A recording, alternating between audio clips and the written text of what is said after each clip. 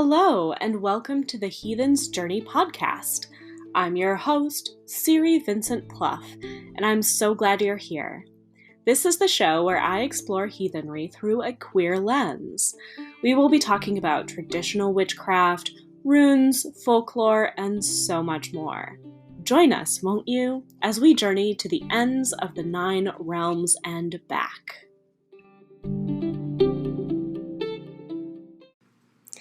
Hello, and welcome back to the Heathen's Journey podcast. I am so excited for the interview today. I think it's going to be fantastic. But first, I just wanted to touch base with you all. It feels like it's been genuinely forever since an episode of the Heathen's Journey came out. But really, it's only been the standard 2 weeks. But just so much has been happening behind the scenes at Northern Lights Witch, and I am finally coming up for air. The Radical Runes course has officially started, and we've got a beautiful cohort of students joining this round. I'm also getting ready to kick off the Witchcraft Immersion signups for next year, and I'll be talking a lot more about that later, but just know that I'm doing a lot behind the scenes right now. This is my favorite time of year. I love September and October and November so much. I love autumn. I know that I'm like that basic white witch saying that they love autumn, but here we go. I just do. I've always loved it. I've always loved the kind of like regathering of yourself and picking up your energy right where you left off that Virgo season gives us. And, you know me, I'm an academic. I love school. So back to school season has always been fantastic for me personally. And if you hear anything in the background, any little jingling, it is my cat, Mr. Wednesday, who's decided to tear around the recording studio, aka my bedroom, in a bid for attention. So just know that that's happening. I don't have too much else to say. I think as the kind of fall harvest ceremonies and rituals kind of come up, I'll be talking about those a little bit more on the podcast. Next time, we will be talking about Ansus, since we're getting into the runes again. Although I will be adding in more about general heathen practices, as well as general Trolldom practices. Today's guest is Johannes Gårdbäck, author of Trolldom and A Troll Cunning. So I had the pleasure of speaking with Johannes a couple of months ago, and honestly, he's incredible. The work that he has done to document Scandinavian folk magic is absolutely incredible, and I think that you're going to really enjoy hearing from him. So I just wanted to give you a little bit of context before we get into the interview. A lot of people kind of assume that heathenry covers, kind of all magical practices, but really there's this completely unbroken practice of folk magic called Trolldom in the Scandinavian countries. And it is this practice that we're talking about in today's episode. Of course, it does have, some relation to the Viking and pre-Viking era heathen practices. And it is also informed by, in some ways, actually, no, it's not even really informed by Asatru today, because Asatru is more of a new religious movement than Trolldom, which is more of like a folk magic. So here we're talking about magic in terms of let's get something done, and less in terms of, all right, we're going to get something done and venerate the gods at the same time. And I think that Johannes has a very interesting perspective on that. So without further ado, I'm going to leave off and introduce you to Johannes Gårdbäck. Welcome to the podcast, Johannes. It's so fantastic to have you. So I was introduced to you by Minta, who was on the podcast a couple of weeks ago. So why don't you kind of start out by telling our listeners a little bit about you? I will also do I've also done like a little bit of a preview in the intro to this episode, but in your own words, why don't we hear from you? Oh, yeah, well, I have been working as a professional practitioner for 27 years now, I think. Crazy. And of course, with all kinds of clients and all kinds of cases. And I decided to write a book one day about trolldom because it was not forgotten in the countryside here, but people didn't want to talk about it very loudly. And the international community had no idea about it because they think it's all Asa true things and then Christianity, and they had no magic at all. Common people's story is not told. Common people's practice are not lifted out, although it's still here. So that's what I decided in 2015, 14. And I have been teaching for the past years quite a lot, apprentices, and I decided to make a bigger online course earlier this year. Yeah, that's it. So mostly I'm not accustomed to this kind of settings. I'm more accustomed to actually doing the work and sitting alone in my little shed. Yes, solitary work is a huge part of it. So I just finished reading your book yesterday, and it was fantastic and illuminating in a lot of ways. We were kind of talking before we hit record about how, that kind of tension between like Asatru and Christianity as kind of the perception of the faith in Scandinavia, and how a lot of the trolldom formulas were not written down or are not put out in the world in the way that you have done. Why do you think that is?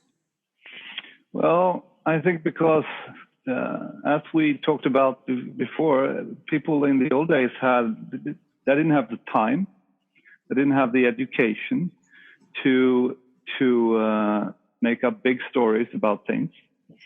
So that's one reason. They wanted if they had a problem, they went to someone who could fix it, and that's it, right? So that's one part of it. The second part is, of course, especially for Americans, Scandinavian Americans, I think that religion plays such a big part in your lives. So approaching these matters from a religious perspective, you'll meet not much of it, rather than you meet a lot of Christianity.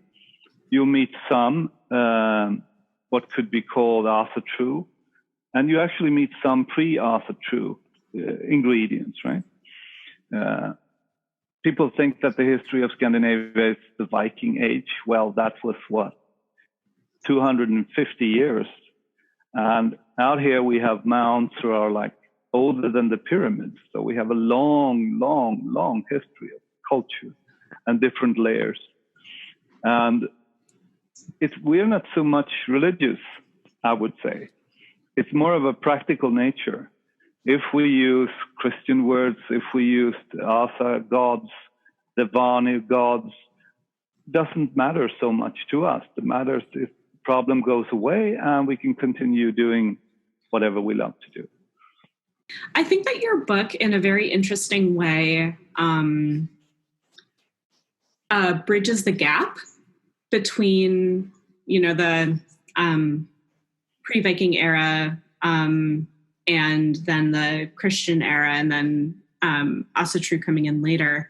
I know that a lot of people who are active in Asatru faith or heathen faith here in America, at least, have had really bad experiences with Christianity. And so they're not necessarily willing to write down, the spells that, I call them spells, but the troll formulas or other folk magic practices, because they often do reference the Virgin Mary or Jesus, as much as they may reference Tor. So I think that your book, in not shying away from that, does a really good service of actually preserving a lot of this tradition. So how did you learn? Oh, you can speak to that. Let me explain one thing.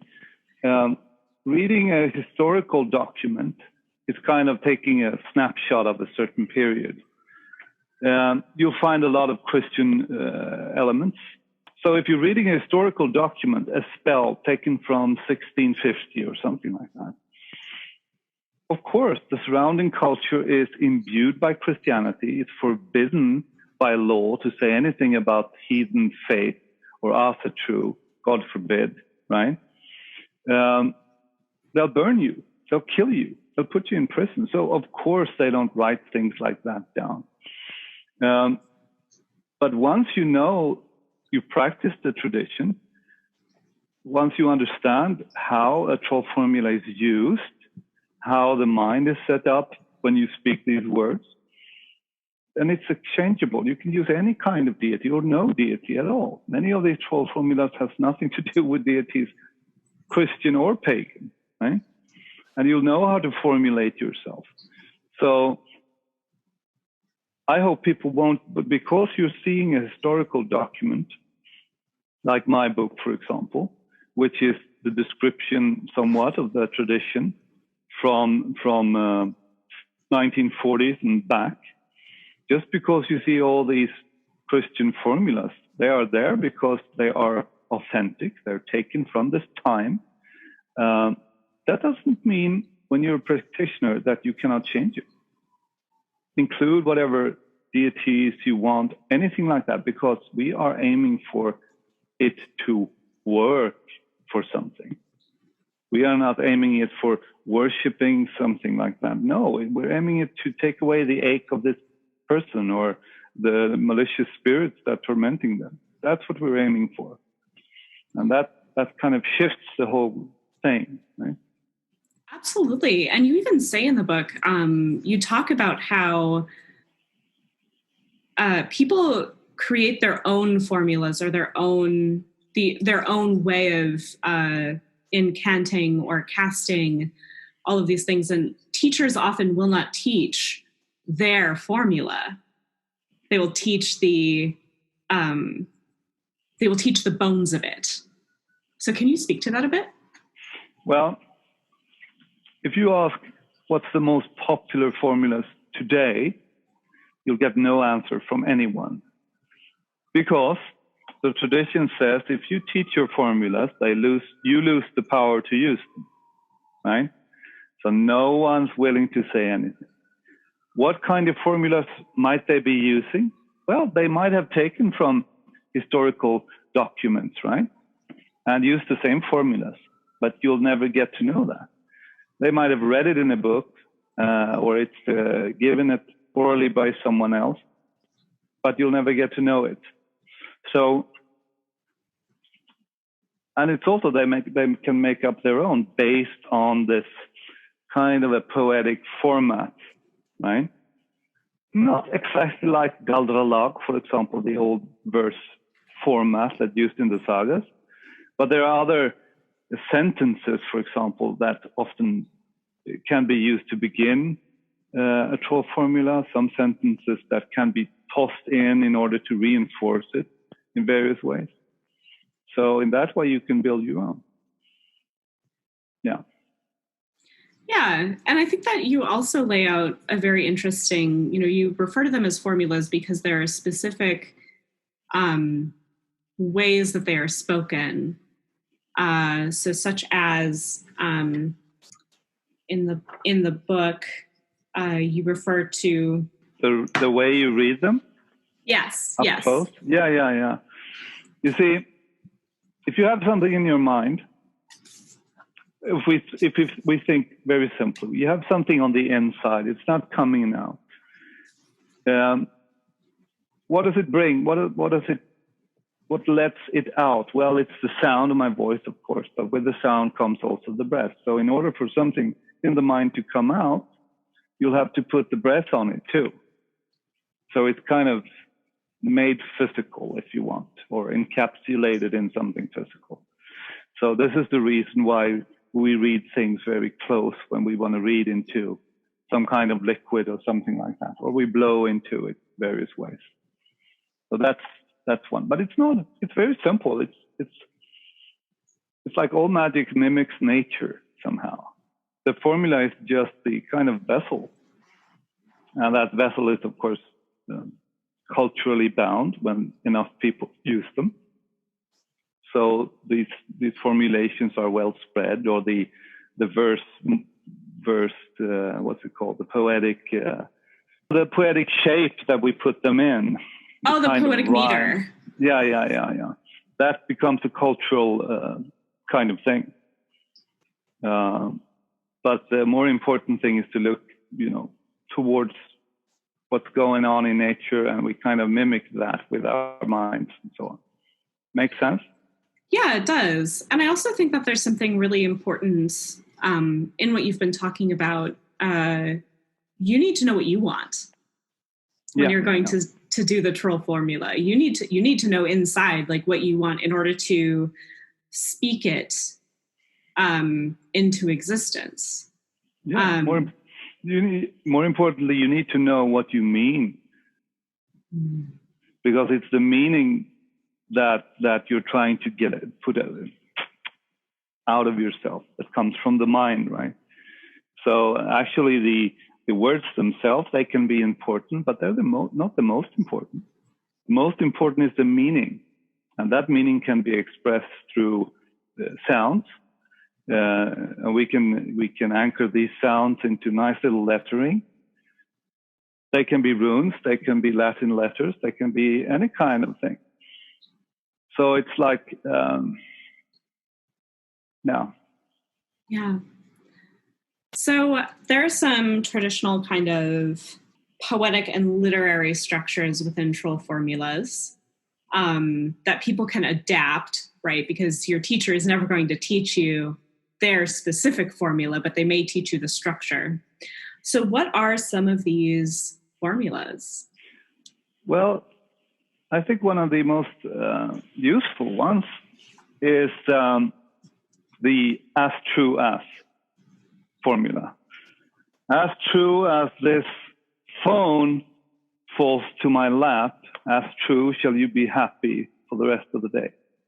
So we kind of link this because it's kind of a loop. It's true that it falls in my lap, so that will be true too. Kind of link these two together. As true as this branch is broken, as true shall the luck of that hunter whose shot I just heard also be broken.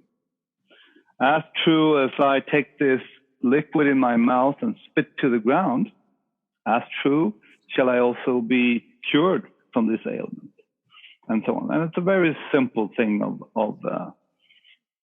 it's very simple to kind of use it, because it makes sense. And to your mind, now your senses, you see the phone falling down, and you ask yourself afterwards, did it fall down? Yes, it fell down. Well, so will my spell. So when you ask about your spell internally, will it work? Well, now you linked it to something that you perceived, it actually fell down. So your mind won't go there again and go like, oh, does it work or not? Oh, and you go in and you meddle in the mind with the spell. Of course, there are others, like the meeting spell. It's like using a power that's greater than yourself. For example, someone walks on a road, usually a holy person. It might be Odin. It might be Saint Peter. It might be three maidens. It might be the almighty dead Norn, whomever. And they meet something. And this something is something malicious, or has a malicious intent in some sort. And they ask them, just have a little conversation, where are you going? I'm going to hurt the farmer over there, and I'm going to kill his cattle and bite his sheep and all that kind of thing. Well, says this mighty power, you shall not. Instead, you should go and bite logs and rocks and things over there. So be it. As true as I've spoken these words, as true shall this happen. Right?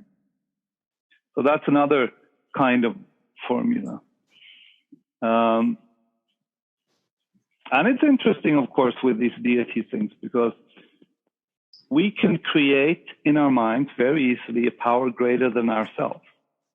We cannot identify as a person who does it, but we can easily identify something that's greater than ourselves and fill it with a lot of content. What if we can take that thing out of our minds and put it into a liquid or something? That would add even more, right? So that's why these formulas of the beating types with all kind of holy persons or powerful persons are so popular. So that's two of them. And of course there are the most famous one, the 9 sons of Nokunden, which is generally regarded as the oldest one. And people talk about, oh yeah, Christianity and Asatru. Well, what about before that? What kind of evidence do we have of the goddesses and all the female deities? Well, this might be a trace to that survived. I think I put a few versions of this short formula in the book. It speaks about 9 sons who carry the dead mother. They call the dead mother the Norn. And they carry her to around. And why? Because she can bind things.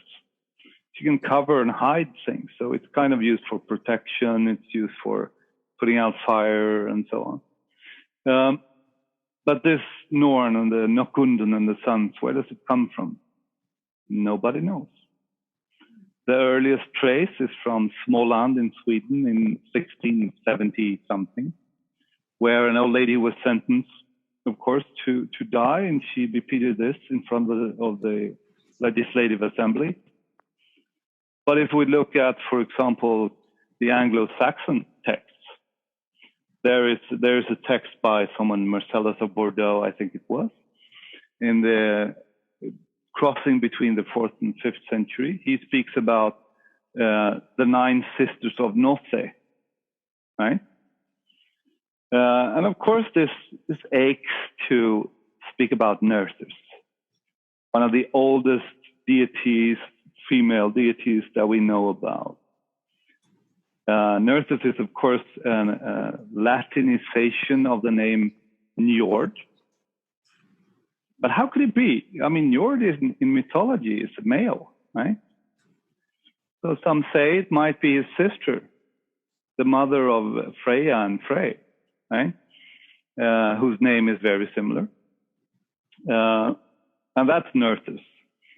And that might be the norm. So this is a very interesting kind of formula, and it's very popular for all kinds of things. But it's all there if you just scratch a little bit. Yeah, and know how to look too. Yeah, of course. Yeah. Because I think we tend to overlook a lot of the folk medicines or practices just because like people don't know how to kind of relate to them. Yeah. Which I think is also something that I wanted to talk to you about as well is, so you have written, this very historic text. You've taken, the formulas directly from, historic sources and printed them and kind of given an explanation. And I think a lot of people struggle with folk magic because we live in a much more urban society now. So I live in Minneapolis, Minnesota, pretty urban. I don't own any cows. So a lot of these formulas, perhaps don't ring true for my life specifically unless I adapt them. So how would you speak to people looking to kind of adapt the old trolldom or the old folk magic into a more modern setting? Well, to do so, it requires to go further back. Leave all the materials, leave all the troll formulas, and start discussing what do we assume about magic, for example. Many people carry the assumption that there's a supernatural thing.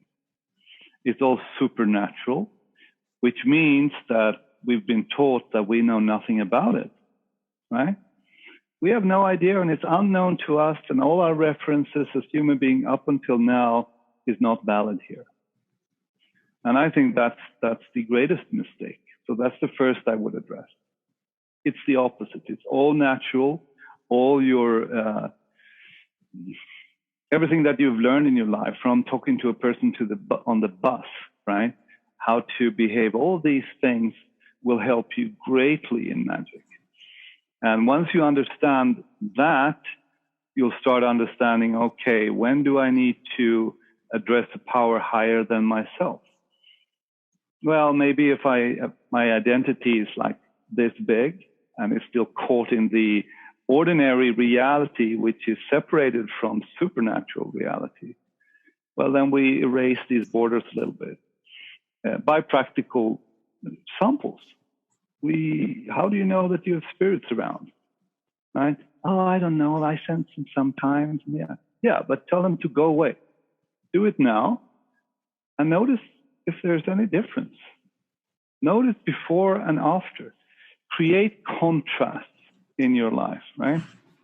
How did I feel before I said this? How do I feel afterwards? Well, if I invite them in again, will that change? Well, you try it. And then suddenly you've discovered that, oh, I do have spirits around. That's interesting because it radically changed the second they were all absent from my life, truly absent. You're not walking around with them. You're walking around with them all the time, but you've never noticed, right? So that's where we will start. And the second, when we come into the cultural aspect, which is actually trolldom in this case, we would talk about, okay, maybe you shouldn't look for Thor, right? If you want troll formulas, because very few of them mention Thor. No, he's called Tore, for example. The name changes. Odin might be called Ode, and so on and so forth. And there you have them. They're just dialectal names. They've changed. People don't speak the Swedish that you hear in media, like Stockholm kind of Swedish, right? They spoke in dialects. If you understand that, you'll understand that if someone writes your words down, how they sound when they come out, you might be talking about Odin, right? But it comes out like Odin. Mm-hmm. And someone writes it down, Ode, right? And that's how you look for these things. They are all there. So that's one approach that I would take. And of course, I know I was criticized at one point for the spell in my book that requires to fish up a pike, piss in his mouth, and let it back in as a cure. And people said, "Oh, this is not for me." But if you understand what happens when you do think about it, and think about this huge fucking pike coming up with his teeth, and you make all this effort dedicated to one single objective, to cure yourself from some ailment, and instead of just opening the medicine cabinet and taking out the pill, no, you're taking a fucking rowing boat, you go out, you fish, and you have to wait for hours. Finally it comes.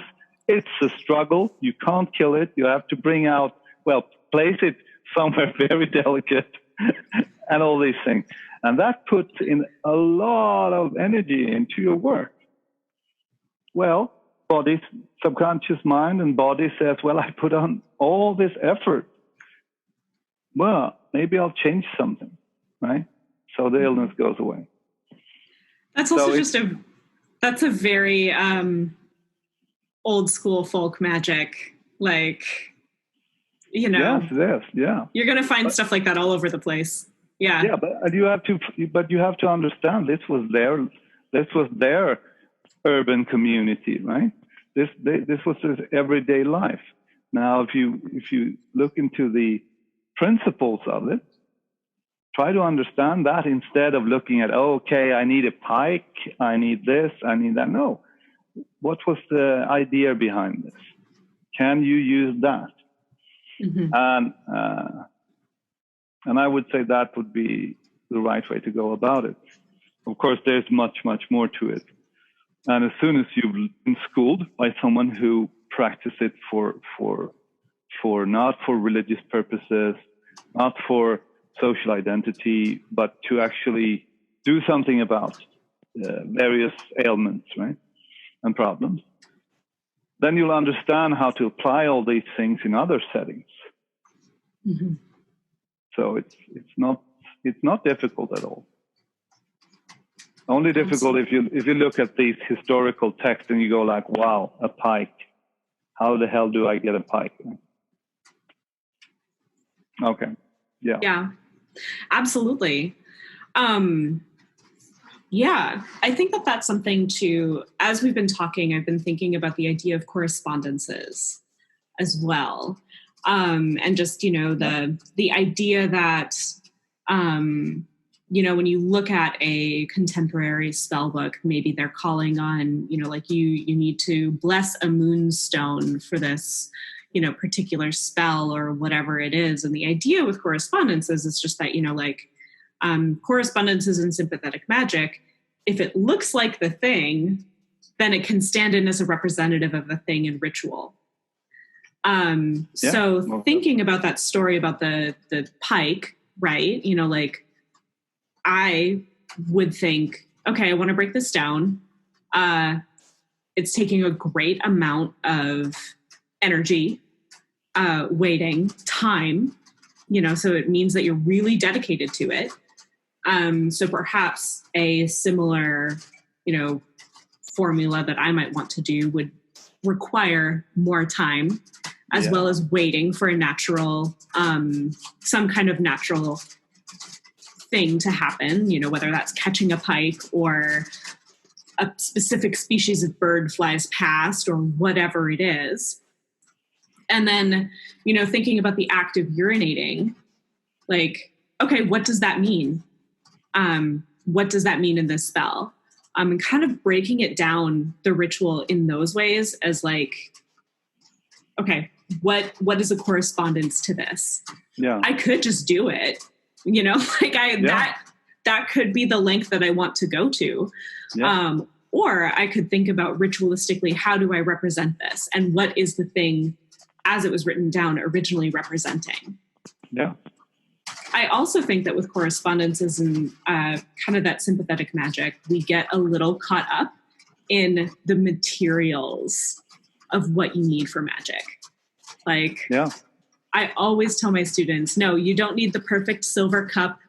You don't need, the moonstone or the vervain that was collected on the third day after midsummer. You don't need these things, but I think it's our kind of consumerist attitude and not necessarily seeing them as symbols. People think that it's, the innate thing that you need. And I know that this is also something that you think about a lot. Yeah.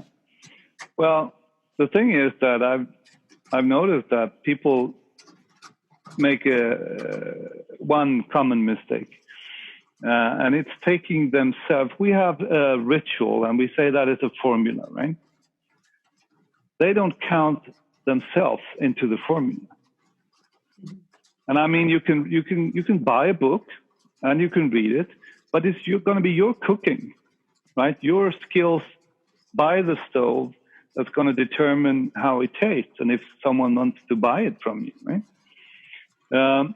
So taking yourself out of the formula is like not considering what is this moonstone going to reinforce, right?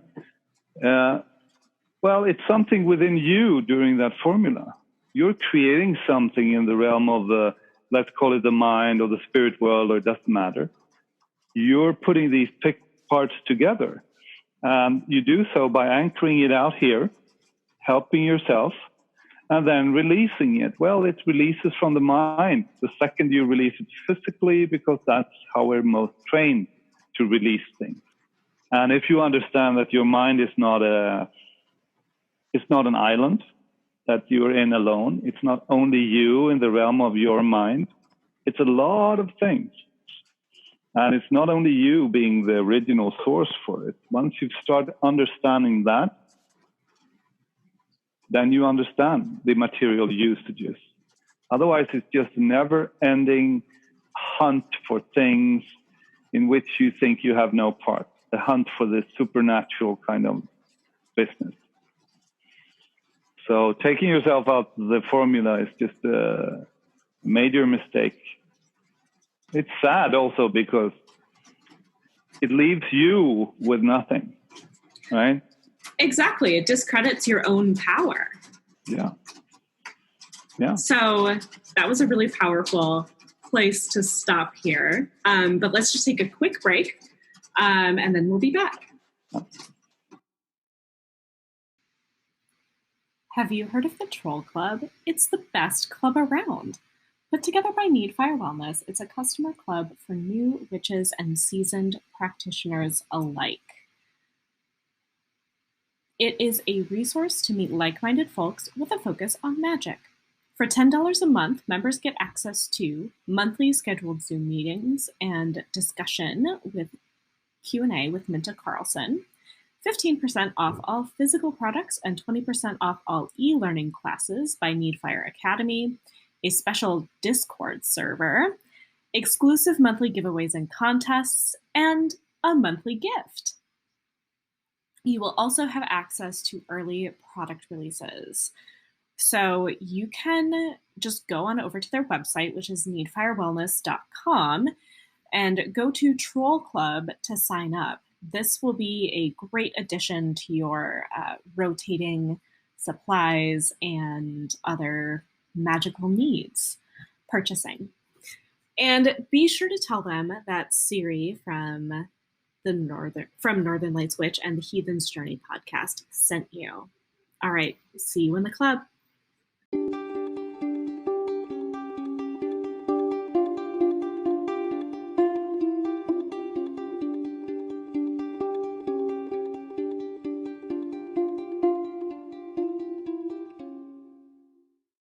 We're back. So another part of your book that was very interesting, particularly I'm a rune reader and a tarot reader by trade as well. I want to talk to you about Tydor. How do you say it? Tydor. Tydor. Okay. Tydor. Yeah. Tydor. Which is okay. basically, so it's basically reading the signs and divining. And I was really struck how traditionally Tydor needs to be done before every formula, every spell. Yeah. You need to do Tydor. So how do you do this? And kind of what is the importance of Tydor to you? Well, if you go to a doctor and say, "Dear doctor, I have a pain in my stomach," and the doctor says, "All right, pain in the stomach, I have the perfect remedy for that," but he never diagnoses you. He allows you to diagnose yourself, you who have no skills as about the human body or whatever it is. The remedy might not be what cures you, right? So taking Tydor is actually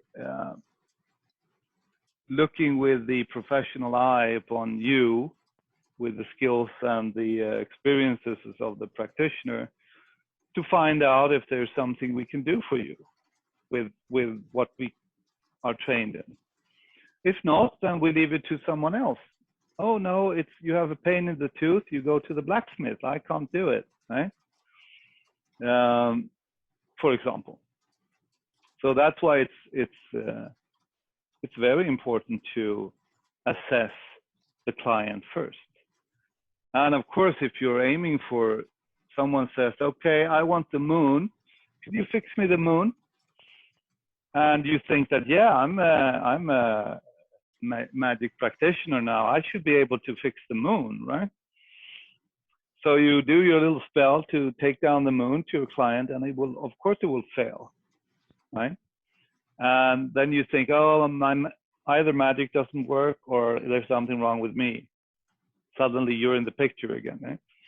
But that's not a good way to go about it. Good way to go about it is take Tydor. Is this a problem that I can do something about, right?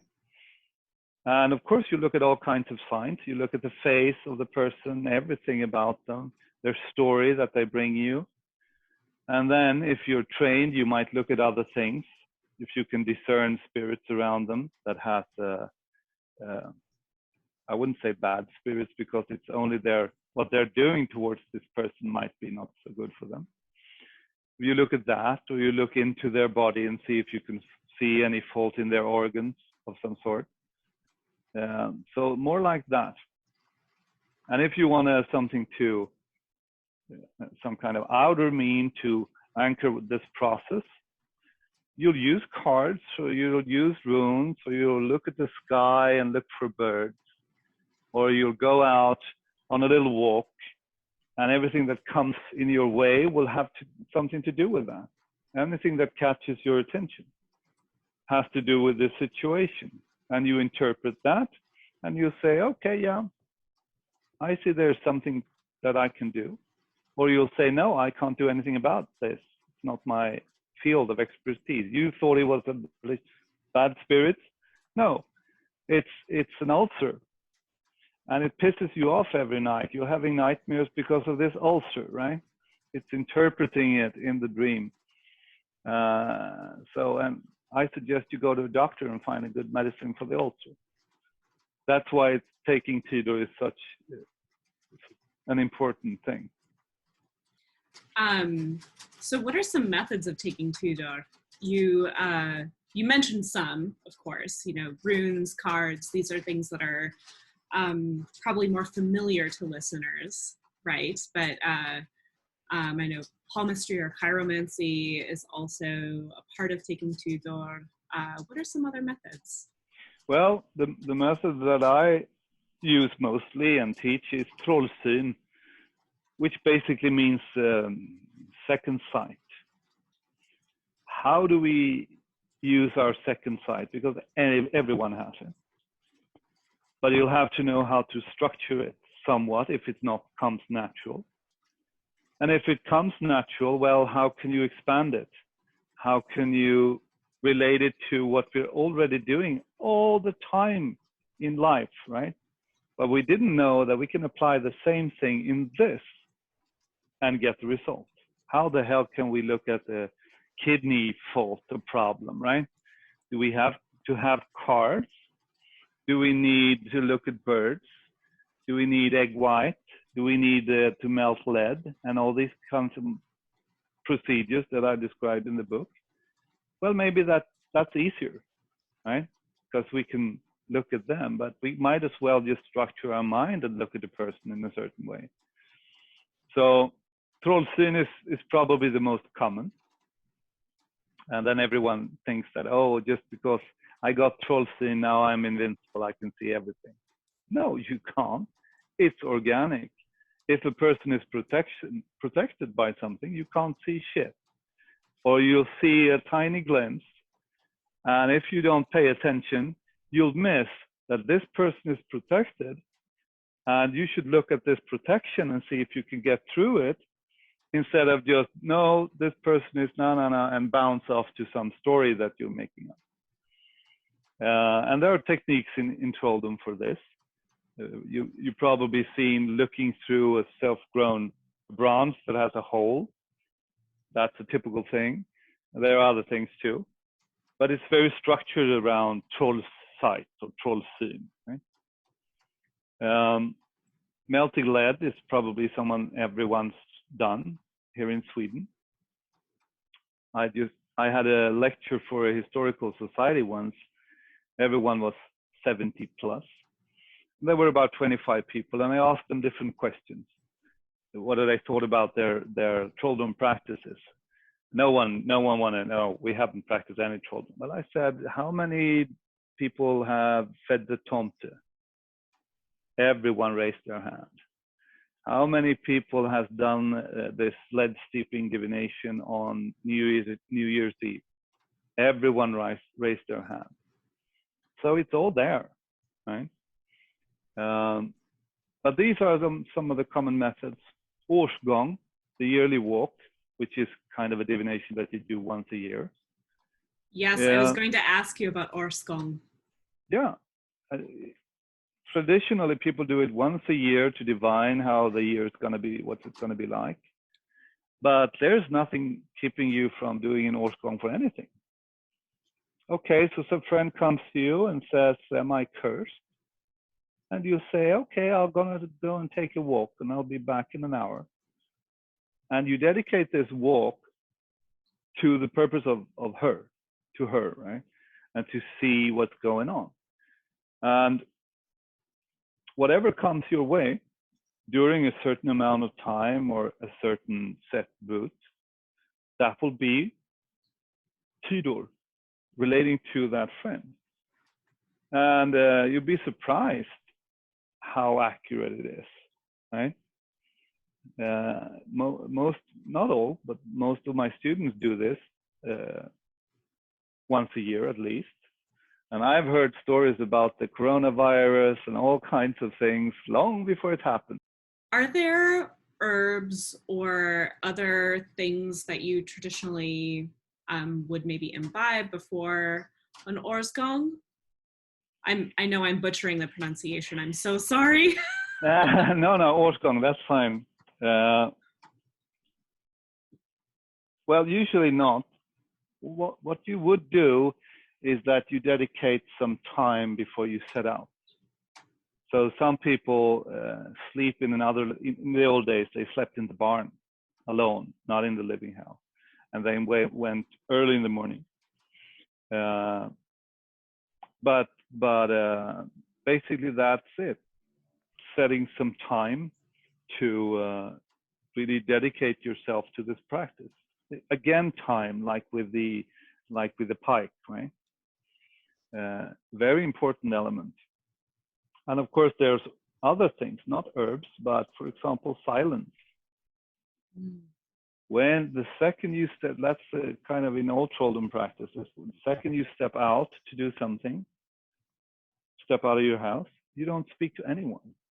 You can't say hello to your neighbor. You can't say hello to, I don't know, Betsy, your best friend that passes by. You can't answer your phone and these things until you come back home. And that's kind of creating a whole different space than we're used to. So it's more about these things than using specific instances or stones or things like that. We have them, but they're in a separate area, not together with årsgång. But that said, modern practitioners, they mix up all kinds of things that reinforce the situation. So people can carry stones or amulets and burn incense and do whatever they want for them to make this efficient. Mm-hmm. So it's, once we talk about modern trolldom, it's not so bound to what you should do traditionally, so on.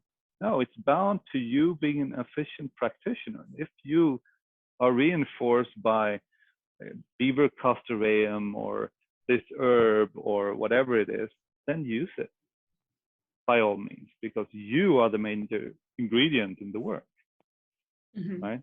You have to step up, you know, on the scene here and show what you can do. Well, prep up, right?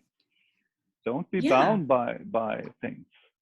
So that's more. It's more important to think about items and materials in that way. It's supposed to be reinforcing you. Don't make the materials so super important.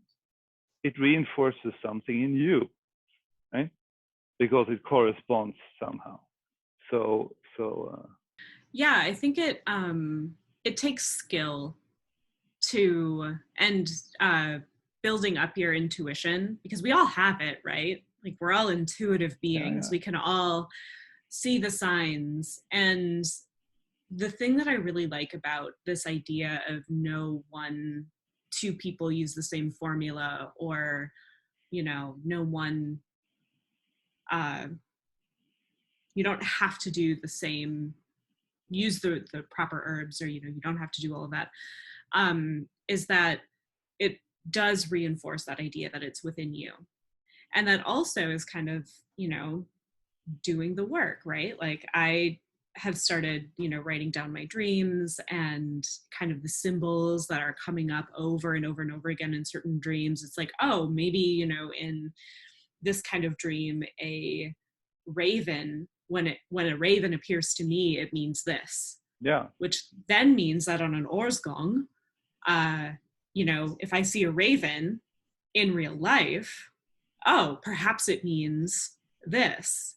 Yeah. It's finding these signs and symbols and significances that are within our own psyche and being able to articulate them. As a reader, sometimes stuff just comes through, right? Like when you're reading the cards and I'm like, okay, well, this is a 3 of Pentacles, but like, I actually just really need to tell you this thing. That is not related to the card at all. Exactly. And it's when you have those moments in readings or in divination when it's like, oh, that's the real thing. Yeah. That's the reality there. And I have a friend who always says, my ancestors are just really loud and they need me to tell you this. Yeah. And I think also that one of the worst things for people is actually, the hard thing is not hearing these things. If you don't exert yourself, right, and assume that you're going to hear it by trumpets and I don't know what. But the hard thing is to have the guts to say it. Mm-hmm. Let it come through here without any kind of filter. I observe something and I'm just describing what I'm observing. And that's why you're paying me all this money, because it seems to be true. It seems to be somehow accurate. Well, that's good. That's how it works. But people are like, oh, if I say this, then I'm responsible for this. And who am I if I can do these things? Am I strange or weird? So the problem is the stories we make about it, right? Mm-hmm. So it doesn't have to come with a familiar magical story. It has to come from your story, like with the bird, right? And that's a mistake if you're looking for Odin and you're looking for a very powerful like that, and you miss the crow sitting outside. Oh, crow is not an Odin's bird, right? The raven right. is. Well, if you've read Swedish folklore, all crows, all ravens, and there's magpies and so on, they're all Odin's birds, right? That's just a sample. But don't try to go with too much story about what this is about. You can be very skilled, highly trained in this, and very successful to some point, but there's always that case or this person or this situation where you're going to fail, right? You're never going to be invincible. It's not like the story of it. So, but the stories kind of scare us off, and we look for these particular stories that have to do with mythology and so on and so forth. That kind of, we assume that this is the right thing. Like I would almost think in a 21st century kind of standpoint, unless you just, like leave your phone at home or whatever, like the notifications that come in while you're on an Årsgång, like who texts you? They're probably going to be important during the year. Yeah. Or, like what, like that is obviously not going to be written about in any of these old books. But you know what, if I am taking Tydor and, just like thinking idly or trying not to think, and then, I suddenly hear from somebody that I haven't heard from in months on that walk, I think that's significant. Of course it is. Yeah. And who's going to determine that? You are. Exactly. What is significant to you during this walk? What draws your attention? That's it. It's not. Exactly. Most often, it's not going to be one of the Valkyries coming down from the sky, flapping their wings and things like that. No, it's not going to. Don't. And that scares the hell out of you if that would have happened. You would never go to an Årsgång again. Right. So people are very hard on themselves when it comes to these things, when they shouldn't be. Yeah, I think that there's also just something to be said for like the deep noticing that the Årsgång and taking Tydor in general bring forward. You know, if you're expecting it to be the Valkyrie coming down, you know, you're going to miss the point. Yeah. So I feel like having, you know, very low expectations and being intentional about it, you know, and I think there's also something to be said if you do choose to, you know, I'm just going to leave my phone at home for this. Yeah. You know, that's totally like, that's a fair choice. If you're not, you know, interested in like, oh, what notifications come in are going to be like a part of the Tydor, you know, it's just more about like intentionality and how we structure that. I mean, I would even think like, you know, roadkill, right? You know, Sure. like coming across like a dead squirrel on the sidewalk. Yeah. You know, that is also a part of Tydor, even though that might be a fairly normal experience. It's also, the thing is also, I mean, you do readings for people, and sometimes we might see things or things come up. The second we start thinking about them, this doesn't make sense. Can I really say that? If it does, how does it make me look, and so on? Now, I won't say it. And afterwards, turns out if I've said squirrel to this particular person, that would have meant the world to them, because that's what their loved ones used to call them or something like that. If you just let it through without judging, without thinking about it, that's how you train, right?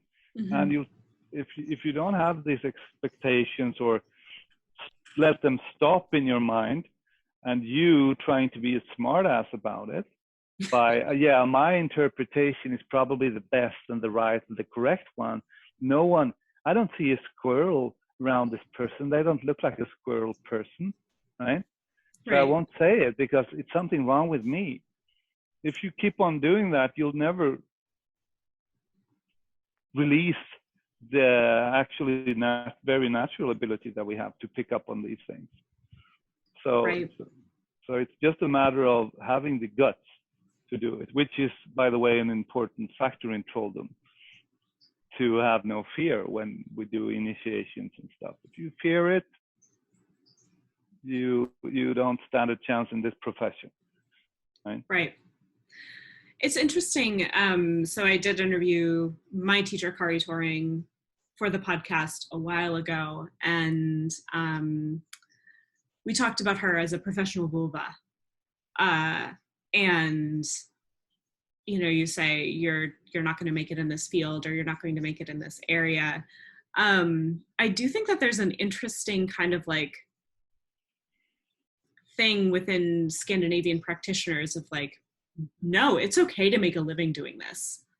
I know in the Wiccan community, at least in America, there is a very like, we shouldn't charge for anything that we do. You know, that's a sign that you're a fraud if you charge for what you do. Whereas most of the Nordic folks that I talk to are just like, yeah, it's a job.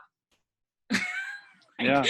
I have these skills and I'm utilizing them in this way. So how can you kind of speak to that as like, you know, you said at the beginning, you're a professional practitioner, you have clients, you know, see people. What does that look like for you? Well, first of all, we're in a monetary economy, right? We need to work. Simple as that. If we work, we get time because we get money and all that kind of stuff. Well, if you want to develop within this field, you have to be paid enough money to develop, to have the time and the energy to do all these things. And I think it's, for us, it's like, yeah, you go to a doctor, and of course the doctor should be paid. He's not, you know, where should he get his income? There would be no doctors if no one were paid. They could have a benefactor that paid them. That's fine. or any other sort, but they still need to survive somehow. And I don't think that's being strange. We're not selling religion. Mm-hmm. We're selling a service, right? We're not doing that. Even the priests are paid, right? Mm-hmm. What do they give you? Do they give you something? Do they promise you God exists and that you will meet God and all these kinds of things? No, they don't. You know what a priest does, and yet you go there, and society pays for it because it's important. And I don't see the controversy. Of course, some people say, yeah, you shouldn't take money for it, only goods. Yeah, that might have worked 300 years ago. It doesn't work in an urban society. I can't use a goat. I have no use for a goat, right? In my apartment. Right. I don't like slaughtering goats, by the way. It's illegal if you don't take it to a slaughterhouse, all these kinds of things. So it's a matter of, first of all, can this person do something about my problem? My kid wakes up every night saying grandma is standing next to him. Well, grandma died 15 years ago. It's causing me a problem because I haven't slept for a week now. Mm-hmm. Who do I go to in this situation? Right? There's no one. Oh, yes, there's someone. You can go to this Trolldom practitioner or whatever they call themselves, right? That fixes problems like that. My farm burned down almost to the ground 4 times during 20 years. All machines are broken. And I think it's because the neighbor tore down this 5,000-year-old monument in the 1940s and used the headstone for our front porch, right? Mm. Because as soon as I go out there, I get really anxious and all this kind of thing. Who can I talk to even about these things? Well, there you go. So I don't think it's, and people, of course, if you have a curse put on you by a moderately skilled practitioner, at least, most people feel it. There's something unusual going on. There's something that's not really mine. Well, go to a psychiatrist. What will they do for you? They will drug you. Yeah, that's fine. Maybe they'll drug the demon out of you. That's fine. But if it doesn't go away, who do I see? And so on and so forth. So there's always a place for people like us. And if we have the skill and talent to do it, we should give it to our community, right? You can't promise that your apples are good. It's up to the person eating them. But the person eating them have to buy them from you before they eat it, right? If you're good at this, or you have a calling to this or something like that, of course you should charge for it, right? Not doing it is not taking responsibility. You're not taking responsibility for the outcome of your spell. No, I just cast a little spell. No, it didn't work. No, you're not taking responsibility. And that's removing like a lot of the power that you have once you start taking responsibility. Oh, it didn't work. Well, at least you did your utmost. It will not work for everyone all the time. Maybe they come with requests that are impossible to fulfill. They don't really want it, but they're just using you as an excuse to keep on doing something else. You will never be able to make that spell work, ever. No one ever will. And ask any community of practitioners, they'll tell you this, right? So not having super high standards based on assumptions and stories about what this profession is like, because the clients won't have these. They don't think that you are, oh, Morgana or Merlin or some legendary character that they're going to see. No, they think you have something that, some skill or some knowledge that might help them. Mm-hmm. That's what they expect, right? And you shouldn't expect more than that from yourself. So that's a simple and good start. So charge some money for it. Absolutely. So this has been a fantastic conversation, Johannes. And I always ask at the end of interviews, how can people follow you or, learn more about your work? Obviously, the book is a big part of that. But if they wanted to work with you or learn from you, seek you out as a teacher, perhaps, how can people find you? The book has a Facebook page, which is where I find it amusing to post things mostly. There is a website called Nordic Magic with a little binding, what's it called in English? This binding symbol, nordicmagic.com. Oh, like a hyphen? Yeah. Yeah, okay.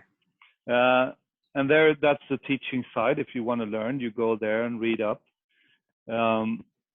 Most of the live course that we have, which takes about a year, maybe a year and a half, is full currently, is annual.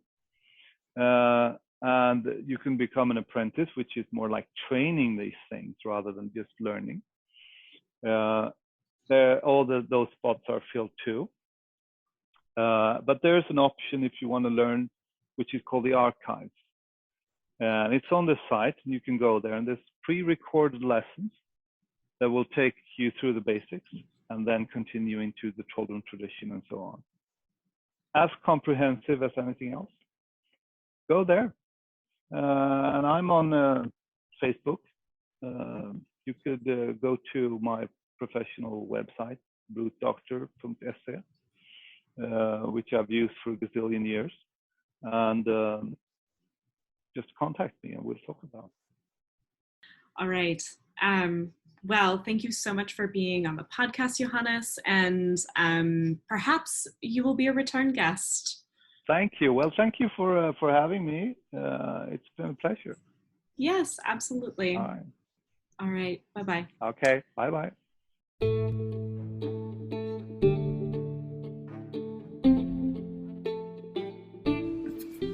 And that is it for today's episode of the Heathen's Journey podcast. A huge thank you and shout out to all of my students and patrons for making this work available. If you want to become a patron and support the podcast, head on over to patreon.com/northernlightswitch. I post full moon and new moon ritual guides, rune readings for each of the turning of the zodiac season, and so much more. If you would like to follow me in between episodes, you can find me on Instagram at northern.lights.witch or on Twitter at northlightwitch. Until next time, stay weird.